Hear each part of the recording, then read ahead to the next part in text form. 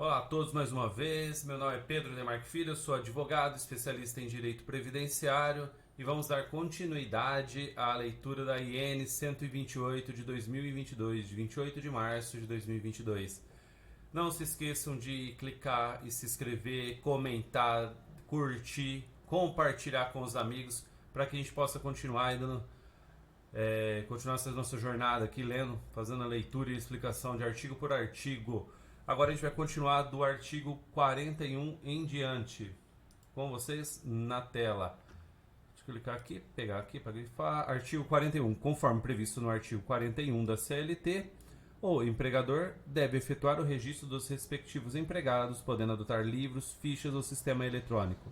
Parágrafo único. Na hipótese do empregador optar pela utilização do sistema de registro eletrônico de empregados, fica obrigatório o uso do e-social, conforme disposto no artigo 16 da Portaria do Ministério do Trabalho e Previdência, número 671, de 8 de novembro de 2021, vedados outros meios de registro. Bem tranquilo, aqui fala da obrigação do empregador de efetuar o registro dos respectivos empregados. Não tem muito segredo aqui, tá? E se ele for usar o meio digital, usar o e-social.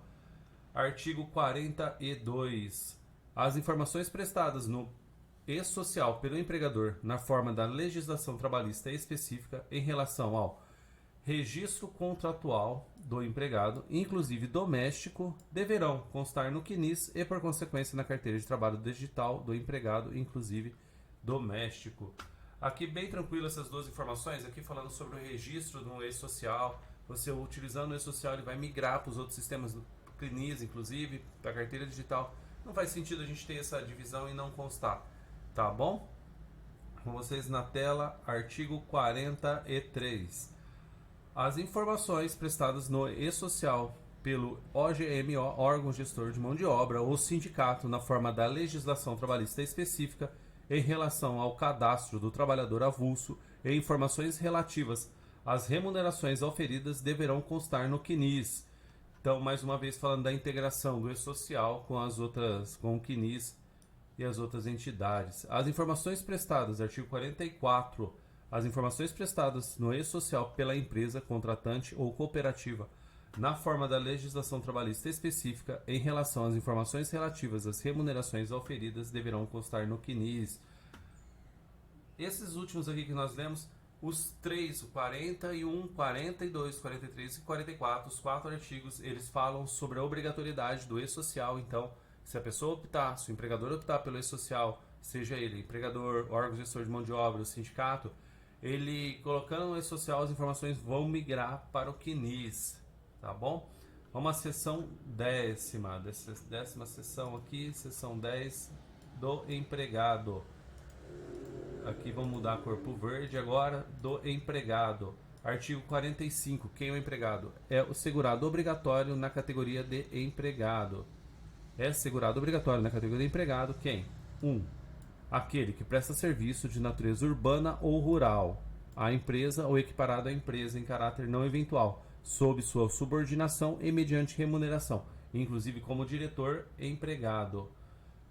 2. O contratado como intermitente para prestação de serviços com subordinação de forma não contínua, com alternância de períodos de prestação de serviço e inatividade, a partir de 11 de novembro de 2017, por força da Lei 13.467, de 13 de julho de 2017, que alternou o caput e incluiu o parágrafo 3º no artigo 443 e incluiu o artigo 452-A na CLT. 3. Aquele que, contratado por empresa de trabalho temporário na forma da Lei 6.019, de 3 de janeiro de 1974, por prazo não superior a 180 dias consecutivos ou não, não superior a 180 dias consecutivos ou não, prorrogável por até 90 dias, presta serviço para atender a necessidade transitória de substituição de pessoal regular e permanente ou acréscimo extraordinário de serviço de outras empresas. 4. O aprendiz maior de 14 anos e menor de 24 anos, ressalvada a hipótese da pessoa com deficiência, a qual não se aplica o limite máximo de idade, com contrato de aprendizado por prazo determinado não superior a 2 anos, nas formas do artigo 428 a 433 da CLT. Quinto, o brasileiro ou estrangeiro domiciliado e contratado no Brasil para trabalhar como empregado. Aonde? A. No exterior, em sucursal ou agência de empresa constituída sob as leis brasileiras e que tenha sede e administração no país. B. Também é aquele brasileiro ou estrangeiro contratado como empregado nas empresas domiciliadas no exterior, com maioria do capital votante pertencente à empresa constituída sob as leis brasileiras, que tenha sede, então tem que ter sede e administração no país, e cujo controle efetivo esteja em caráter permanente sob a titularidade direta ou indireta de pessoa física domiciliada e residente no país ou de entidade de direito público interno. 6. Aquele que presta serviço no Brasil a missão diplomática ou repartição consular de carreira estrangeira e a órgão a elas subordinadas ou a membro dessas missões e repartições, excluído o não brasileiro sem residência permanente no Brasil e o brasileiro, amparado pela legislação previdenciária do país respectiva missão diplomática ou repartição consular. 7. O brasileiro civil que trabalha para a União no exterior em organismos oficiais internacionais dos quais o Brasil seja membro efetivo, ainda que lá domiciliado e contratado, salvo se segurado na forma da legislação vigente no país do domicílio ou amparado por regime próprio. Então, salvo-se segurado lá na legislação do país também. 7. O brasileiro civil que presta serviço à União no exterior em repartição governamentais brasileiras, lá domiciliado e contratado, inclusive auxiliar local, de que tratam os artigos 56 e 57 da Lei 11.440, de 29 de dezembro de 2006, desde que este, em razão de proibição legal, não possa filiar-se ao sistema previdenciário local. 9.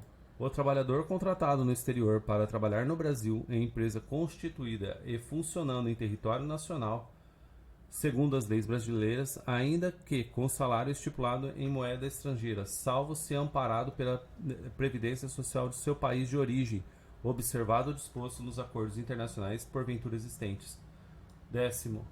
O bolsista e o estagiário que prestam serviço à empresa em desacordo com a Lei 11.788, de 25 de setembro de 2008. 11. O servidor da União, incluídas suas autarquias e fundações de direito público, ocupante exclusivamente de cargo em comissão declarado em lei de livre nomeação e exoneração a partir de 1º de agosto de 93, por força da Lei 8647, de 13 de abril de 93, e o que nesta condição para período anterior a esta data não estiverem amparado por regime próprio, então de livre nomeação e exoneração. 12. O servidor do Estado, Distrito Federal ou município, incluídos suas autarquias e fundações de direito público ocupantes exclusivamente de cargo em comissão declarada em lei de livre nomeação e exoneração a partir de 16 de dezembro de 98, por força da emenda constitucional número 20 de 98, e o que, nesta condição, para período anterior a esta data, não estiver amparado por regime próprio.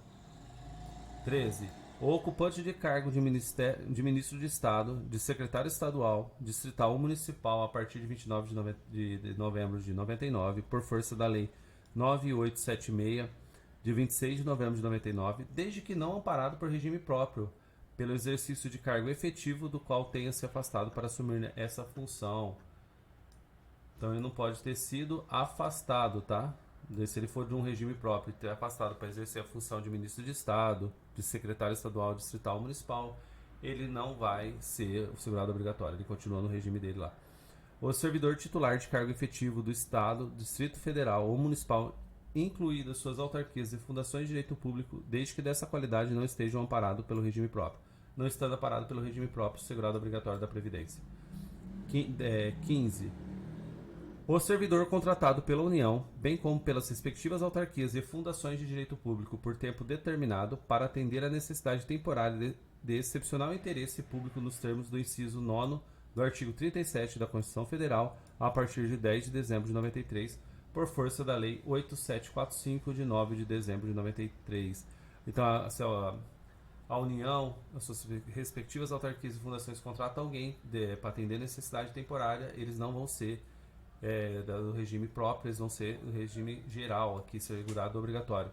16. O servidor contratado pelo Estado, Distrito Federal ou município, bem como pelas respectivas autarquias e fundações de direito público, por tempo determinado, para atender a necessidade temporária de excepcional interesse público nos termos do inciso 10 do artigo 37 da Constituição Federal, a partir de 16 de dezembro de 98, por força da emenda constitucional número 20 de 98, e o que nessa condição, para período anterior a essa data, não estiver amparado pelo regime próprio. Mesma coisa do de cima, sempre que ele é excepcionalmente falando, né, quando a União contrata.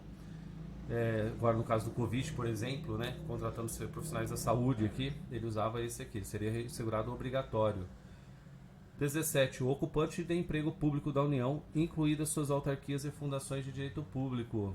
Tá vendo? De emprego, não é de empregado público, não é servidor público, tá bom? A diferença tá aqui. Caso do Banco do Brasil, por exemplo, né? Emprego público. 17. O ocupante de emprego público do Estado, Distrito Federal, município, incluídos suas autarquias e fundações de direito público, a partir de 16 de dezembro de 98, por força da emenda constitucional número 20 de 98, e o que nessa condição, para períodos anteriores, não estiver amparado pelo regime próprio. Bem tranquilo, aqui ele sempre falando de emprego público, ele vai para o regime geral. 19, sendo segurado obrigatório. 19, o contratado por titular de serventia da Justiça sobre o regime de legislação trabalhista e qualquer pessoa que habitualmente preste-lhe serviço remunerado sob sua dependência sem relação de emprego com o Estado a partir de janeiro de 67, conforme resolução número 325 CD DNPSD 24 de junho de 96. Os cartórios extrajudiciais, por exemplo, eles contratando, o tabelião contrata alguém sobre o regime da legislação trabalhista, ele é segurado obrigatório da Previdência, no regime geral, não como funcionário público. 20. O escrevente ou auxiliar contratados a partir de 21 de novembro de 94 por titular de serviços notariais e de registro, bem como aqueles que investidura estatutária ou de regime especial contratados até novembro de 94, que optarem pelo regime geral, em conformidade com a Lei 8935 de 18 de novembro de 94. Ela deu a opção daqueles que estavam no cartório extrajudicial de ali continuarem sobre o regime geral, tá bom? 21.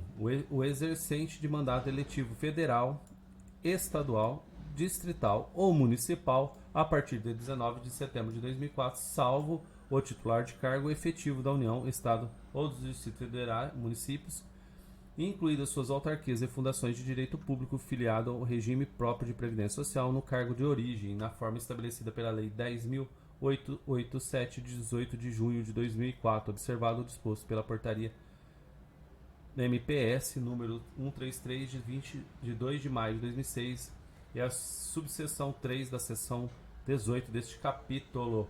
Sempre que ele estiver vinculado ao cargo dele de origem, ele for o regime próprio, ali ele permanece, tá bom? 22. O empregado de organismo oficial internacional ou estrangeiro em funcionamento no Brasil a partir de 29 de novembro de 99, em decorrência dos efetivos da Lei 9876 de 99, salvo quando cobertos pelo regime próprio. 23. O trabalhador rural contratado por produtor rural, pessoa física, por pequeno prazo, para o exercício de atividade de natureza temporária, na forma do artigo 14-A da Lei 5889 de 8 de junho de 1973. Então, o trabalhador rural contratado pelo produtor rural por pequeno prazo, ele também é obrigatório. 24. O trabalhador volante que presta serviço a agenciador de mão de obra constituído como pessoa jurídica, observando que, na hipótese do agenciador não ser pessoa jurídica constituída, ambos serão considerados empregados do contratante dos serviços. Eu vou parar por aqui porque está ficando extenso, então eu vou parar nesse artigo e vou dar continuidade a partir do 25, no próximo, para a gente poder continuar de forma bem objetiva, e eu vou estar explicando depois no próximo, um por um deles, para não ficar nada passado aqui da gente perder, tá bom? Então vamos assim com esse aqui, e no próximo a gente vai ler um por um os segurados obrigatórios, eu vou explicar do 25 até o final, termina a leitura e explico todos eles, tá bom? Obrigado e até o próximo.